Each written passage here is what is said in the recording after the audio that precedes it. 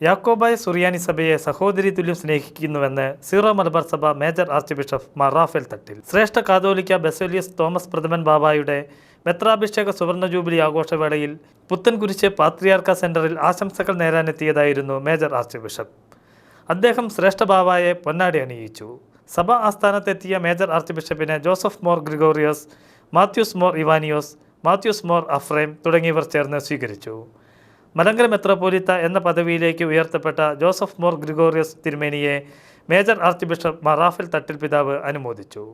Orthodox സഭ ആസ്ഥാനമായ ദേവലോകം അരമനയിൽ എത്തിയ സീറോ മലബാർ സഭ major archbishop Mar Raphael തട്ടിലിനെ ഓർത്തഡോക്സ് സഭാ തലവൻ ബസേലിയസ് മാർത്തോമ മാത്യൂസ് തൃതീയൻ ബാബ പൊന്നാടി അണിയിച്ച് സ്വീകരിച്ചു. ഓർത്തഡോക്സ് സഭയുടെ പരമോന്നത സിനഡ് നടക്കുന്നതിനാൽ സിനഡ് പിതാക്കന്മാരെല്ലാവരും സന്നിഹിതരായിരുന്നു.